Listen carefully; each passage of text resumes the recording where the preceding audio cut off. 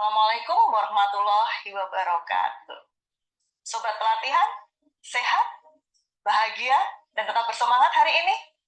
Baik, kita bertemu lagi dalam sesi kedua materi psikologi keluarga bersama saya, Irma Sukmadewi. Sudah siap semuanya? Kita masuk ke sesi kedua. Baik, sobat pelatihan, tadi kita sudah berdiskusi mengenai tahap perkembangan hubungan dalam perkawinan sekaligus komponen dalam perkawinan atau tadi segitiga cinta, bukan cinta segitiga ya.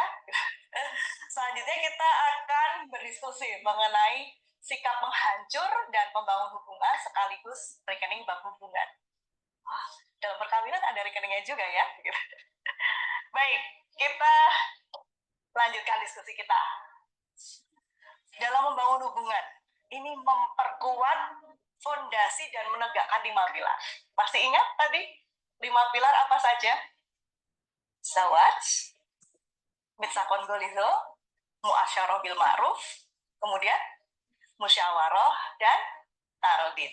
Nah, membangun hubungan ini kita juga mengenali penghancur hubungan ini. Perkawinan bisa hancur oleh berbagai hal, baik dari dalam diri maupun bisa saja dari luar diri kita. Kemudian juga kenali pembangun hubungan. Berbayang ya, tadi sobat pelatihan tahap perkawinan tadi ada yang sampai 25 tahun lebih menikah. Berbayang ya kalau kita tidak punya bahan bakarnya untuk membangun supaya perkawinan itu senantiasa menjadi sehat dan menyenangkan untuk suami dan istri. Dan selanjutnya bagaimana mengelola konflik yang tidak mungkin tidak akan terjadi dalam perkawinan. Dalam perkawinan selalu ada konflik. Pasang surut perkawinan juga banyak hal dipengaruhi oleh konflik. Tetapi konflik bisa berkepanjangan atau jika dikelola justru akan semakin mendewasakan pasangan suami istri dan keluarga. Oke, next. Nah ini, sikap penghancur hubungan.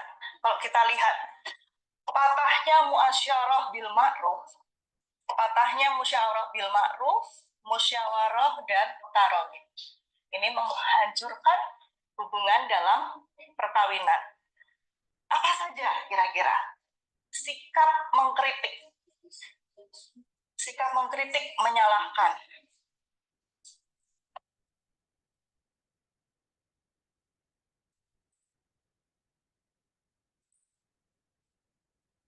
Menyalahkan atau mengkritik. Contohnya seperti apa? Kadang-kadang kita sulit menghindari untuk menunjukkan ketidaksukaan kita pada pasangan misalnya. Kamu lu selalu terlambat, kamu lu bangunnya kesiangan dulu misalnya. Nah ini contohnya. Kemudian sikap membenci dan merendahkan. Contohnya seperti apa sobat pelatihan? Kamu gitu aja nggak bisa, dikit-dikit minta tolong. Pernah mendengar seperti itu dalam sebuah perkawinan? Nah, enak nggak didengar? Tentunya tidak enak. Ini yang disebut dengan konten atau sikap membenci dan merendahkan. Ada lagi sikap defensif atau membela diri, cari-cari alasan gitu ya. Misalnya, lah aku begitu karena kamu begini. Coba kalau kamu misalnya kemarin nggak minta dibelikan itu, kita kan sekarang masih cukup uangnya sampai akhir bulan. Cari-cari alasan dan cenderung menyalahkan. Dan terakhir ini, sikap mendiamkan. Didiamkan itu belum tentu kemudian itu menyenangkan. Bisa jadi itu menjadi titik yang menghancurkan hubungan. Diabaikan misalnya. Ya sudahlah, terserah kamu mau apa. Sering melihat atau mendengar yang terjadi seperti itu? Enak nggak? Ya enak tentunya. Ini semua merupakan penghancur hubungan. Dari penelitian Gottman tahun 1994, ternyata dalam perkawinan yang stabil itu lebih banyak kata atau sikap positif dibanding dengan kata sikap negatif. Perbandingannya 5 sikap atau kalimat positif dan satu kalimat negatif. Tetapi pasangan dengan perkawinan yang labil ternyata, sobat pelatihan ya nih, kata atau sikap negatifnya jauh lebih banyak. Perbandingannya 8, sementara kata sikap positifnya hanya 1. Oke.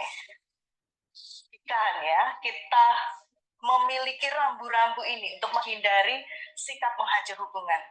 Tentunya suasana di dalam perkawinan akan menjadi lebih menyenangkan, lebih toleran, orang merasa lebih dihargai, pertumbuhan dirinya pasti akan lebih optimal.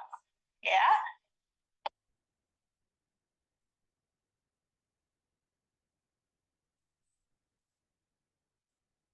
Baik, kalau tadi kita sudah sedikit berdiskusi mengenai penghancur hubungan, kali ini kita akan melihat membangun hubungan. Baik, sobat pelatihan, kita lihat di sini. Ada kebutuhan saya, kebutuhan Anda. Ada rekening hubungan, ada kematangan berinteraksi. 3 hal ini merupakan hal yang penting dalam membangun hubungan. Kita lihat, dalam sebuah perkawinan perlu adanya keselarasan. Kebutuhan saya maupun kebutuhan pasangan sama-sama penting. Terbayang ya, dalam sebuah perkawinan salah satu mengalah terus, yang satu dominan terus. Kira-kira siapa yang paling tidak bertahan dalam keadaan seperti ini? Tapi ada juga yang kemudian bertahan hingga perkawinan itu berlanjut.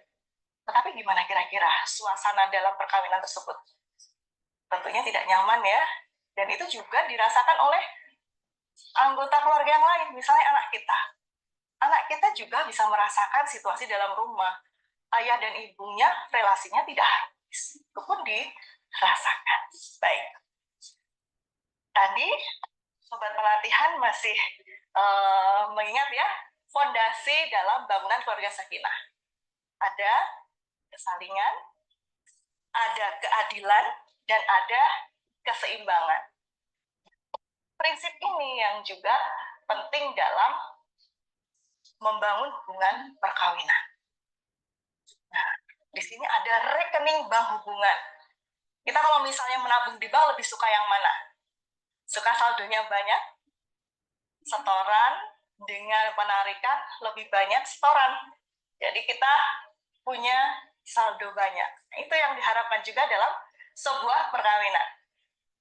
Lebih banyak sikap perilaku baik yang kita berikan, kita terima, daripada yang tidak menyenangkan. Ya. Ini tadi setoran, hal baik. Mengurangi penarikan.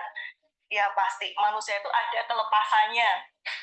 Maunya nggak marah-marah yang membuat orang lain sakit hati, ternyata kelepasan. Bisa dihindari, bisa dikelola, tapi ada situasi yang kadang-kadang membuat kecelakaan. Ya. Tapi harapannya lebih banyak setoran, bukan kebanyakan penarikan. Nah, di sini ada kematangan berinteraksi, keseimbangan, kemudian komunikasi. Seringkali saya ketemu begini, saya berharap pasangan saya tahu apa yang saya mau. Nah, dalam hati siapa yang tahu ya? Tidak ada salahnya untuk memulai membiasakan mengkomunikasikan apa yang kita rasakan, apa yang kita inginkan pada pasangan. Demikian halnya, misalnya pasangan kita pun termasuk orang yang diam, boleh saja memulai untuk menanyakan entah kebutuhannya, entah harapannya. Karena tadi, dalam hati siapa yang tahu. Oke. Mengelola konflik. Sebagaimana tadi sudah kita diskusikan sobat pelatihan, bahwa konflik mustahil tidak ada dalam perkawinan. Bijaksana mengelola konflik akan membuat perkawinan itu berjalan dengan sehat, sakinah, mawadah, dan rahmah. Oke. Baik, sobat pelatihan, kita lanjutkan materi kita pada bahan bakar cinta. Kebayang ya, yang namanya bahan bakar, gas habis, nggak bisa masak. Bensin habis, kita nggak bisa berangkat ke tempat kerja misalnya dengan tepat waktu. Nah, Demikian halnya dalam relasi perkawinan. Ada yang namanya bahan bakar cinta. Biar nggak macet, biar nggak mogok. Kalau kita lihat di sini ada banyak nih ya, ada kurang lebih jika dikelompokkan ada 5 jenis bahan bakar cinta. Bukan premium, pertalite, solar ya. Tapi misalnya waktu berkualitas, kata-kata penguat, kemudian pelayanan, hadiah, dan sentuhan fisik. Sobat pelatihan lebih suka yang mana? Nah, waktu berkualitas. Ada yang mengatakan bahwa barangkali begini, di dalam sebuah rumah tangga, pokoknya akhir pekan untuk keluarga. Barangkali termasuk ya bahan bakar cintanya ini waktu yang berkualitas. Tapi ada juga misalnya istri yang tiap hari mobilnya kinclong karena suaminya memberi bahan bakar cintanya pelayanan. Setiap pagi sebelum istrinya kerja, mobilnya dicuci. Apa ini? Hadiah. Hadiah. Ada yang lebih suka mendapatkan hadiah atau memilih yang lain? Nah, ini juga banyak yang menyukai bahan bakar cinta berupa sentuhan fisik. Sentuhan fisik itu misalnya apa? Apa? Dicium mungkin, dielus, ditepuk ya. Tapi kalau misalnya ditepuk dengan sangat keras itu bukan bakar cinta itu. Malah padam. Oke. Kata-kata penguat. Ada kalanya setiap seseorang atau dalam rumah tangga itu ada pasang surutnya. Ada pasang surutnya. Butuh kata-kata penguat, kata-kata memotivasi, menghibur. Apakah setiap orang hanya mempunyai satu bahan bakar cinta? Oh ya tidak tentunya. Bisa saja punya 5. Boleh? Boleh. Punya 2? Boleh. Jadi mana yang sobat pelatihan lebih suka? Sentuhan fisik, kata penguat, atau yang mana?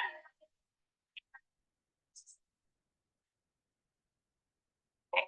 Kalau tadi kita sudah berbicara mengenai bahan bakar cinta, berikutnya kita membahas ini nih, rekening bank hubungan. Seperti yang tadi sudah saya sampaikan, jika ada setoran dan ada penarikan. Contohnya setoran dalam rekening bank hubungan itu seperti apa? Hal-hal yang saya harapkan dari hubungan kami. Misalnya, ada anak-anak yang sehat, suami atau istri yang selalu berkata lembut, rumah tangga damai, jarang bertengkar. Ini sangat relatif, tergantung dari ini siapa yang membangun rumah tangga itu. Hal yang tadinya penting, mungkin hal yang penting buat salah satu rumah tangga belum tentu penting untuk rumah tangga yang lain. Oke, hal-hal yang saya harapkan dari pasangan saya beda lagi. Kalau ini yang saya harapkan dari keluarga, dari perkawinan itu sendiri, sementara ini lebih spesifik dari pasangan. Misalnya, ada pasangan yang misalnya lebih suka, pokoknya mau datang dari mana, mau kotor, mau bau, kalau sampai rumah, salim, misalnya, melakukan sentuhan fisik mungkin, itu lebih penting. Tetapi ada juga yang tidak nyaman dengan itu. Mana yang benar, mana yang salah? Dalam hal ini tidak ada yang benar, tidak ada yang salah. Sesuai dengan kompromi. Karena tadi harapan salah satu pasangan berbeda dengan harapan pasangan yang lain. Selanjutnya, bila sedang bertengkar atau berbeda pendapat, hal apa yang meredakan emosi saya? Coba diingat-ingat. Sobat pelatihan lebih suka diperlakukan seperti apa ketika misalnya sedang sangat marah? Dibujuk, diberi minuman dingin, atau diberi waktu untuk menyendiri? Kemudian, apakah pasangan sobat pelatihan memahami hal itu? Bahwa misalnya kalau sobat pelatihan sedang kesal, itu justru minta diberi waktu sendiri.